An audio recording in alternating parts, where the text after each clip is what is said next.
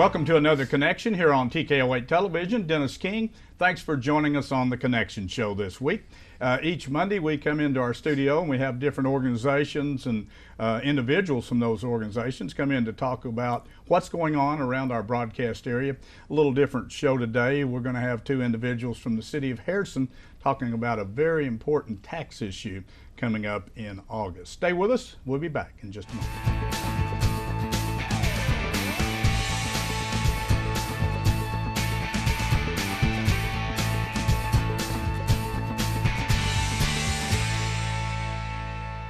Inland Waste Solutions works diligently to be good stewards of the environment. Reducing waste via curbside recycling services, Inland Waste Solutions takes this mission seriously, but they need your help. When putting your waste and recyclables in their respective curbside containers, be sure that cross-contamination doesn't occur. Please only place recyclable materials in the yellow top bins. Check your recycling do's and don'ts list before you throw any item into the yellow top recycle bin. Together we can make a difference. Inland Waste Solutions, local people serving local people in Harrison.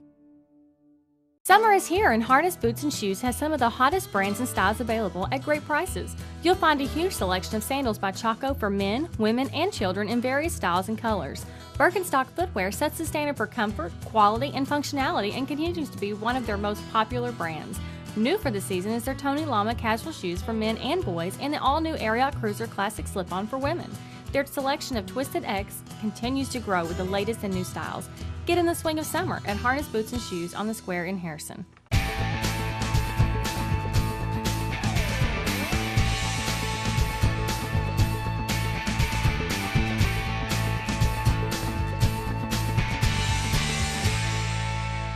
Back on Connection here on TKO8 Television, and our guest in the studio today, the mayor of the city of Harrison, Dan Sherrill, and the director of the Public Works Department, Wade Phillips, both coming in, and we're going to talk about Renew Our Future. Is that what we're talking about today?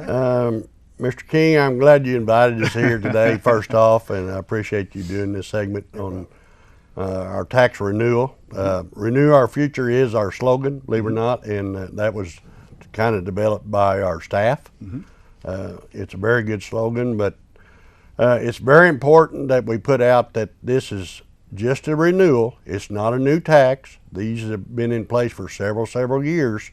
These taxes have, and we want to promote to the public and be upfront to the public about these taxes. And what they do and so forth, and we're going to get into specific. I'm glad you brought Wade with you, and Wade's going to talk about the infrastructure side of it and along with other things.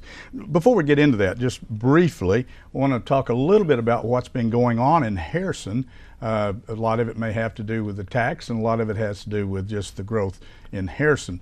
Of course, the Crossover Mall is probably the latest thing that we've got. Do you want to talk a little bit about that? Well, the Crossover Mall was, if you remember back several years, it was vacant. Yes. And it was kind of a detriment to our city, believe it or not. People would come through our city and they'd say, well, this city's not doing very well. Well, I'm not going to invest in this city. But we had a gentleman out of New York that came up front and purchased the mall and put several $1 million into that mall. And believe it or not, that does have a snowball effect. When you have one thing that started, we have several other things that get started. And that was a big kicker to our city. The Hobby Lobby came in there and several other entities came in there, and they have 2 vacancies now that they're going to fill here shortly. Another big entity will be coming in next year. So the city's growing at this time. And I'll allude that to the people in Harrison. It's not really, it's not my doing or city, but when one thing's happen, other things happen. And our citizens are the best. We do have a great place to live, obviously. Some other, actually speaking with a real estate agent that's a broker, been here for a long time. I won't mention any names, but was speaking to them the other day, and I said, well, how's the real estate business? They said, well, unfortunately, it's very good. And I said, what do you mean, unfortunately? They said, well, we don't have enough inventory. We've got more people wanting to buy or change homes then we've got homes. And if you really think about it in Harrison, and I've been back here about 20 years now, it really there hasn't been a lot of new subdivisions going in. There hasn't been a lot of speculation, if you will, in the housing. But because of growth, people want to come in here. We are going to, at some point, going to need some more housing. Maybe just ask you real quickly, by Taco Bell there, we did the project where we went underneath the bypass, Wade. And is there, what's going in actually? Why did we do that? Maybe just. Well, the first development that's really going to get going there along Cottonwood is it's a condo community that's being built by a developer from out of state. Okay. He's actually built several of these around Arkansas, but when we were originally looking at meeting with them, they were looking at that land to develop. They were looking at sewer options. We saw some benefit for ourselves as well as them in order to get that new sewer line put in underneath the highway there. But yeah, it's going to be a condo development that actually targets retired age. Okay, so that's a very, very positive thing there as well. Okay, let's get into the tax thing because I don't want to run short on it. Maybe let's start off with the, obviously the special election has already been set by ordinance. August the 14th will be the special election. Two different taxes that you'll be asking voters within the city of Harrison to vote on.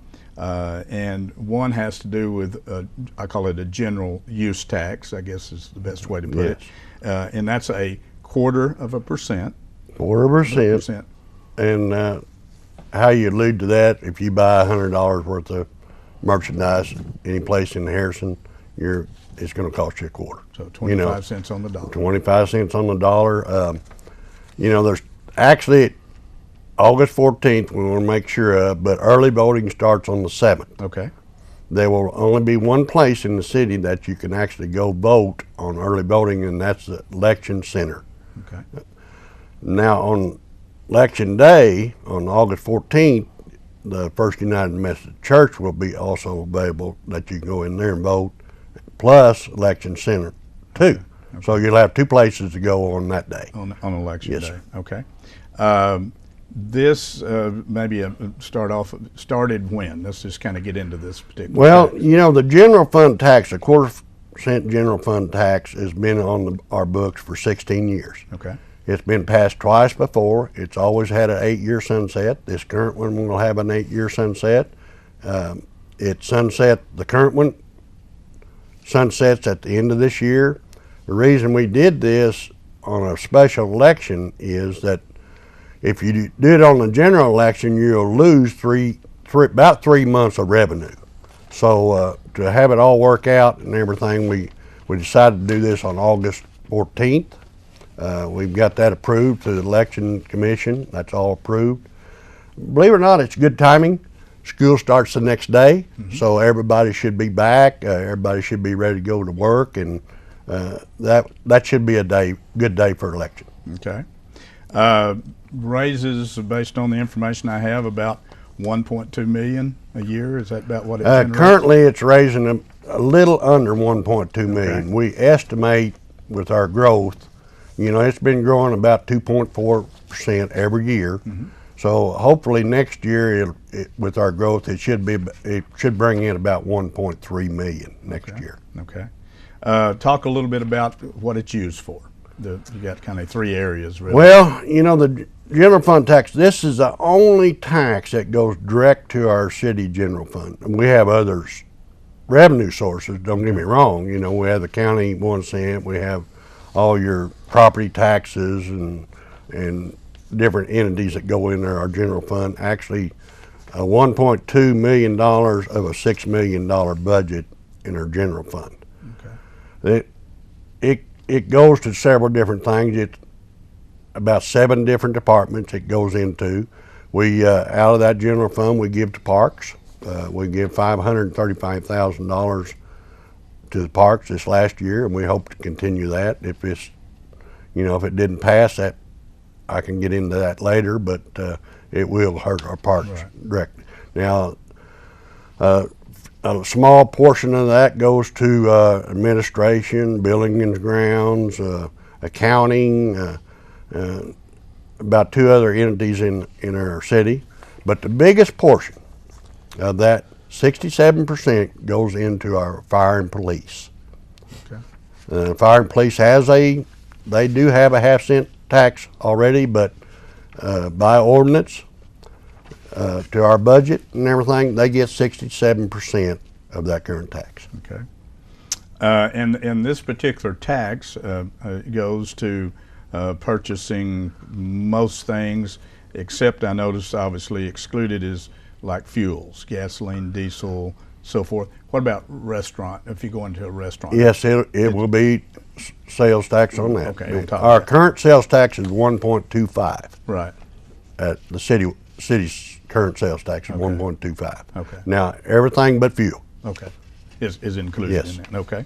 And you know, I was looking actually, if we kind of look at the way Harrison fits in with other communities around here in northwest Arkansas, southwest Missouri, we're kind of in the middle of the road, so to speak. I mean, we got people that are higher, we got some that are lower, but maybe we'd be on the lower side, I guess, would you say? Well, I'd say we're probably in the middle. Middle of Yeah, okay. yeah. I mean, I Our saw current some of them taxes, a little you bit know, higher, others, Yeah. but most of them are about. So our total, what is 9%? 9%. 9%. Yes. Okay. Yeah, we have a state 6.5, we have a county at 1.25, and we have a city 1.25. So total tax Yes. is about that. And as you mentioned, obviously, this tax sunsets in 8 years. One thing people don't think about as much, nobody likes taxes, obviously, but a sales tax is probably the most even tax you can have because you don't pay the tax unless you purchase something.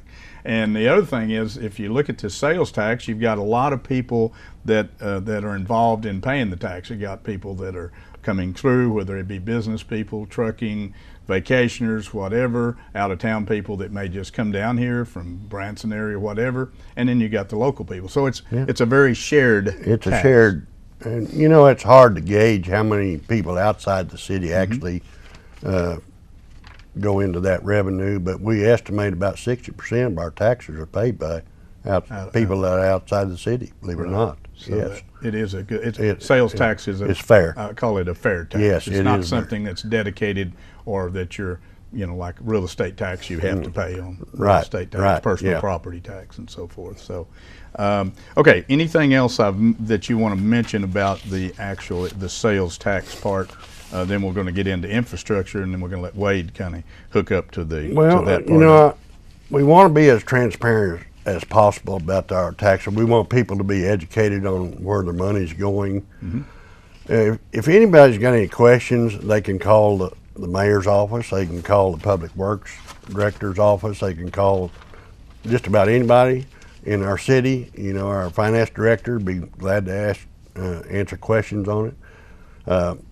I will bring up, if you want me to, we have a town hall meeting tonight at the Presbyterian Church at 6 o'clock. We invite everybody that wants to come to that town hall meeting. Okay. It's about the same presentation we got here, but we love questions, believe it or not. Right. That's what we want. We want people to know where their tax dollars are going. Yeah. You know, the one thing about doing a special election, and I will say this for people out there that may be watching, special election usually has low numbers overall because this is the only thing on the ballot. So it is important that you support the program by going out and voting for this program because you will have a small number, Well, I'm sure. So. yeah, that's, believe it or not, in past history, special elections do not get everybody out. Yeah. Yeah. But we want, like I say, we want people to come out and vote for it. I tell you what we're going to do. We're going to take a quick break. We'll be back in just a moment, and then we're going to let Wade Phillips talk about the specifics of the infrastructure tax and what all it's done and what it will be doing in the future. Stay with us.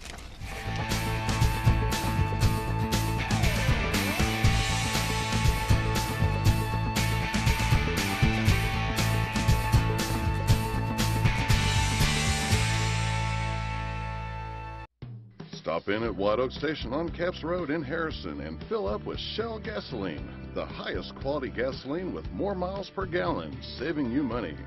Sign up for the Fuel Rewards card and save 5 cents per gallon every time. Plus, get an extra 5 cents off on Razorback Wednesdays. That's a savings of 10 cents per gallon. check out their expanded deli and hot and cold food items. Caps Road, White Oak Station, where customer service is their #1 goal. Is it better to be strong or smart? Well, when you combine a class-leading 999cc engine with the industry's first and only intelligent four-wheel drive system, the answer is simple. It's better to be both. The Pioneer 1000 Limited Editions, the newest members of the growing Pioneer family from Honda. Many things have changed over the years, and so has auto body repair. Even though Ozark Auto Body has been in business for over 30 years, they continue to change with the times. They believe protecting the environment is important and have done so by using environmentally friendly waterborne paint from PPG. This aligns with the technology used by original manufacturers and gives you a lifetime limited warranty. Quality PPG waterborne paint, ASC certified personnel, plus 24-hour towing service. Ozark Auto Body in Harrison, always taking pride in excellence. We all need the help of a pharmacy from time to time. Sullivan Pharmacy would like to thank all their customers for supporting them as an independent local pharmacy. When you trade with an independent pharmacy, you deal with an owner that supports the local economy and charities. Visit Sullivan Pharmacy for any of your over-the-counter or prescription needs. It's important to keep helping those that help the community. Sullivan Pharmacy, 731 Main Street, Harrison, serving this area since 1965.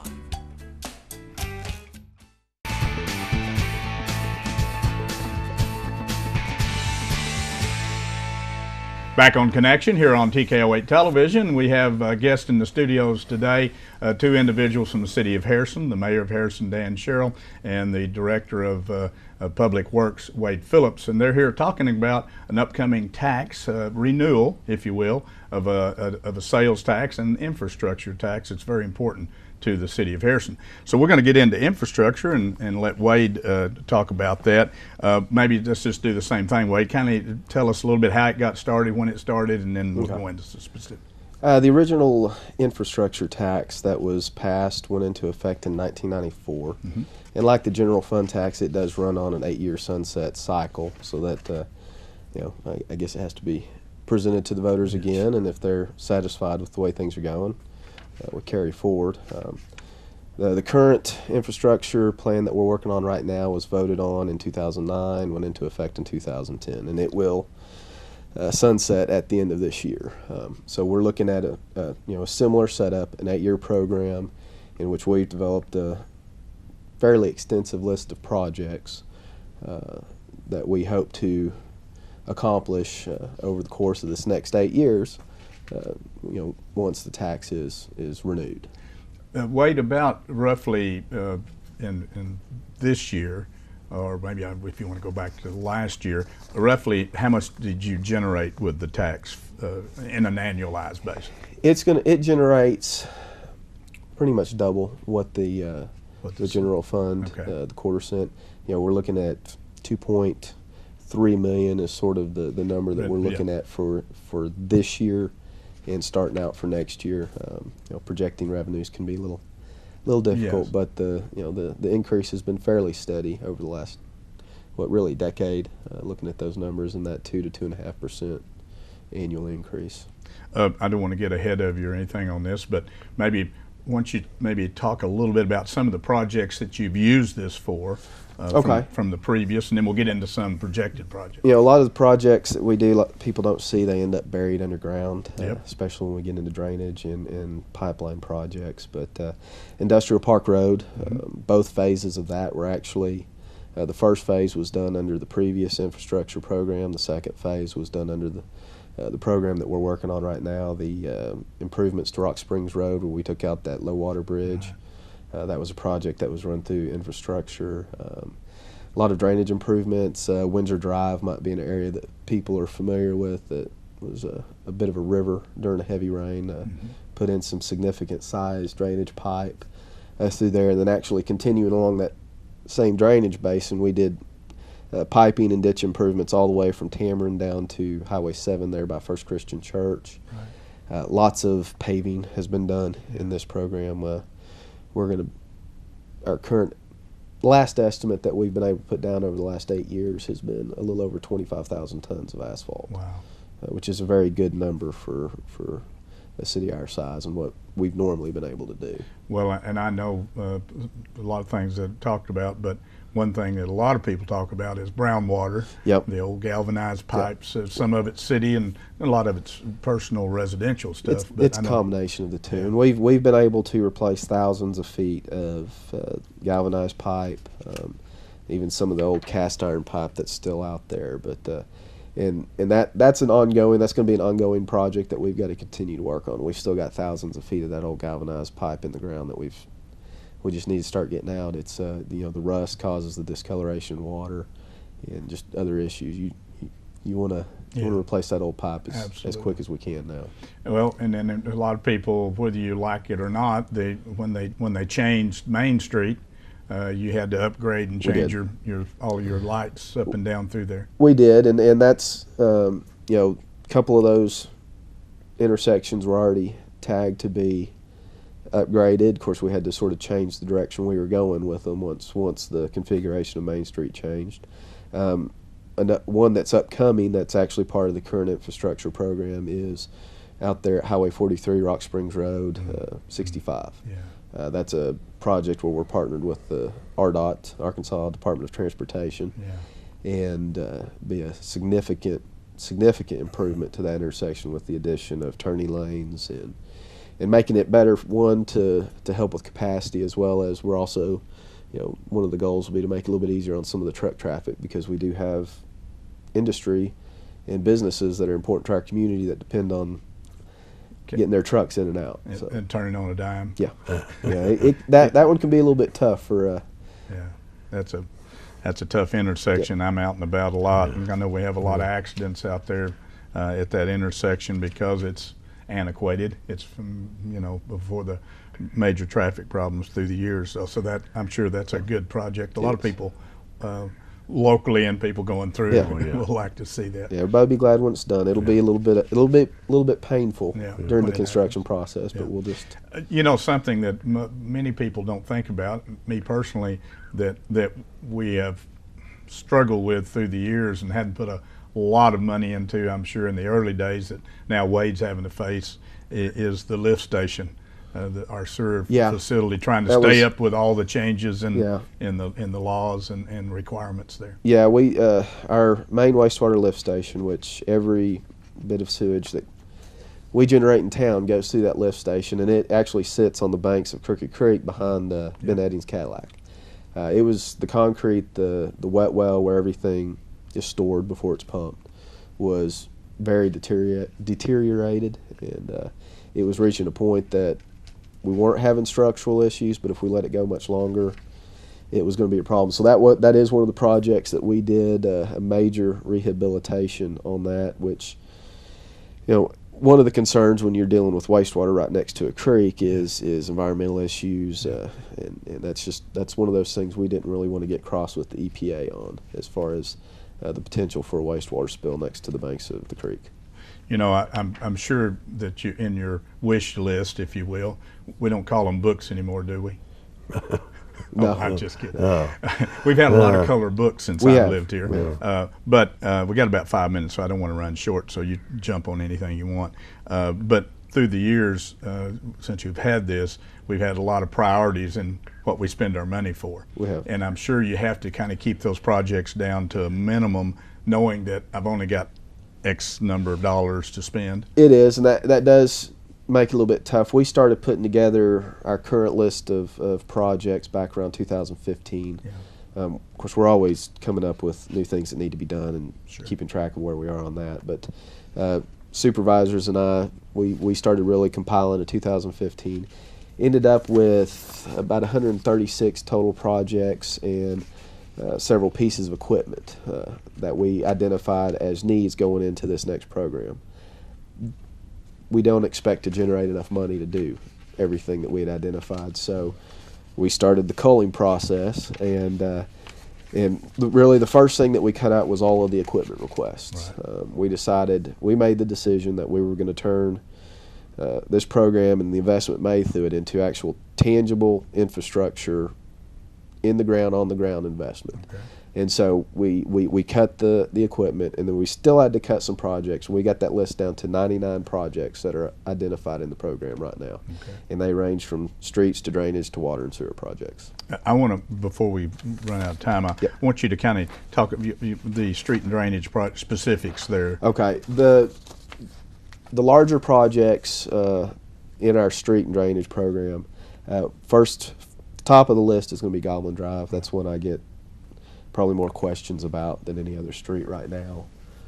So a widening and improvement to Goblin Drive in order to make that flow much better, especially during the mornings and the afternoons when school is in session. But even when school's out of session, the evening traffic's actually starting to get pretty bad out there when people are getting off work. Another major project that's identified is to construct a new road that's not existing right now between Bunker Drive and then Forward Drive Gibson in that area, in order to create a new route for our local traffic to use, getting from one side of town to the other, from one side of 65 to the other, to take a little bit of traffic off of 43, a little bit of traffic off of 65. Right. And that was a street. We've got that sort of planned out in 2 phases, but that is something that is also identified in our master street plan. Okay. And you got some other projects that you've got on here, bridge repairs, obviously, constantly having to. Every year we go through bridge inspections, and we're always identifying things that need to be done. Drainage projects, I noticed you've got on here. Curbs, some of the old curb systems probably not quite adequate. Yeah, we've, especially what I call that dish curb that's sort of like the bottom section of a pipe that's sitting out there next to the road. And I've had a lot of complaints about that over the years. I've seen that in operation. Yeah. Doesn't work too well. No, and it has a tendency to pull people's tires off the road if they get a little too close to it. We got a couple minutes. Anything? I'm going to let you kind of finish up, Mayor. You guys don't want to. We kind of hit the major stuff on this.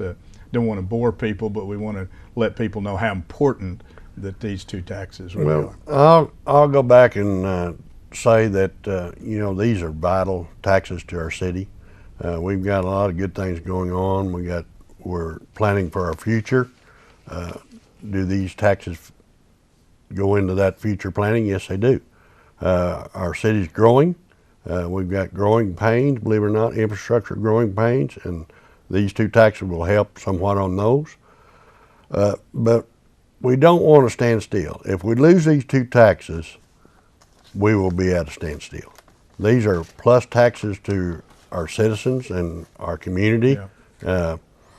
I can't see any, you know, I don't want to get into the negatives about it, but I will say overall, we do not want to stand still. We want to keep moving forward, and these two taxes will help us do that. Well, I agree, and I think most people out there realize the importance of them. If you've lived here any length of time, these taxes have been going on for the last 8 years, basically, and it's a renewal of a current sales tax. It's a sales and use tax. So, you know, we want to suggest that everybody think about the importance of these. We talked about some of the major projects, and obviously Wade talking about infrastructure, which touches everybody. And so don't forget, what, early voting? Early voting starts August 7th. Okay. And the regular election day is August 14th. August 14th. So don't forget about those dates and go out and vote. If you're a citizen of Harrison, you need to go out and vote. Pay attention to what's going on. We thank you both. Kind of run out of time, but thank you for coming in, and we do appreciate it. Wade Phillips, thank you so much. You do a great job down at Public Works. Mayor, thank you for coming in, and we'll get the word out as best we can with social media and broadcast and get people out there to think about what's coming up and the importance of August 14th. Yes. Thanks for joining us on the Connection Show. We hope we got some information to you perhaps you didn't know about. Join us again next time.